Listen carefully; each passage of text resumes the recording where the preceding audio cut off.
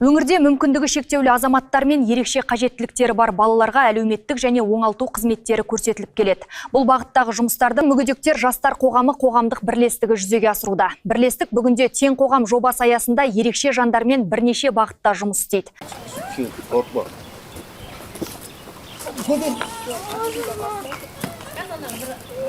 Қазіргі таңда бірлестікте жалпы 59 қызметкер еңбек етеді. Оның 20-сы Тараз қаласында жұмыс істесе, қалған мамандар облыс аудандарындағы әлеуметтік жобаларға тартылған. Бағдарлама аясында 49 бала ипотерапия қызметін алған, тағы кезекте 50 бүлдіршін тұр. Әлеуметтік бағыт бойынша бекітілген көрсеткіш 60 бала болғанымен, ұйым сұранысты ескере отырып, қызмет алушылар санын арттыруға және мүмкіндігінше көбірек баланы қамтуға жұмыс жүргізіп келеді. Тең қоғам жобасы аясында бірнеше бағытта күндізгі 9-дан түс ауғанға дейін жұмыс істейміз дейді мамандар.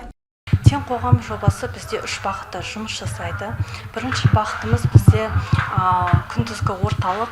Екінші бағыты ол бізге профессионалдық курстар, мамандық иесін алу үшін 16 жастан асқан мүмкіндігі шектеулі жандар келеді. Үшінші бағытымыз бізде ипотерапия.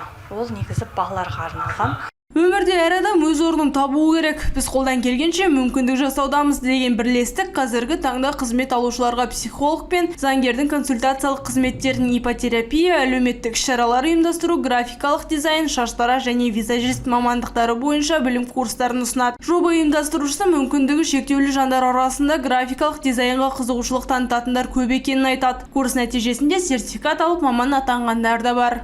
Қазіргі таңда 41 оқушы оқыды, соның 7-еуіне уже сертификат беріп қойдық. Бізде яғни 3 айлық курс, оқыту курсы мүмкіндігі шектеулі балаларға. Қазіргі таңда біз әртүрлі жобамен жұмыс жасаймыз. Балаларға әртүрлі бағытта сабақтар үйретемін. Қазіргі жасанды интеллекттің дамыған заманы ғой, соған байланысты әртүрлі видеороликтер жасаймыз. Жобаның үшінші бағыты тірек қимыл аппараты бұзылған және психоневрологиялық патологиялары бар балаларға ипотерапия қызметін көрсетуге арналған. Жылына 60 балаға қызмет көрсету жоспарланған. Бірлестік бағдарлама аясында балаларға түрлі іс-шара ұйымдастырып, туған күндерде жиі атап өтеді. Балаларға жазғы күндері жайлы көңіл-күй сыйлау үшін бассейнге де апарып тұрады. Ата-аналар да қызметкерлерге дән риза екенін айтады. Тіпті үзбей келеміз дейді. Мен балам ипотерапияға келіп жүргеніне 1,5 жылдай болды. Результаттары өте жақсы. Поведениесінде өзгерістер бар. Біз ипотерапия жобасына 3 жыл болды келіп жатқаныма. Балаларында жақсы өзгерістер бар. Басында аздап агрессия болған, үйренбеген. Қазір жақсы үзбей келеміз. Менің қызым ерекше қыз. Біз бұл жерге келіп жатқанымызға 2 жыл болды. Алдында визажистке келіп, бет әрлеуді үйренді. Қазір шаштаразбен қол өнеріне келіп жүр.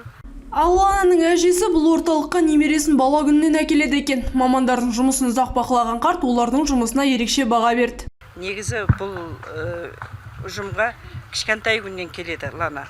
Осындай ұжымның болғаны өте қуанышты. Ерекше балаларға деген қызметтері өте жоғары.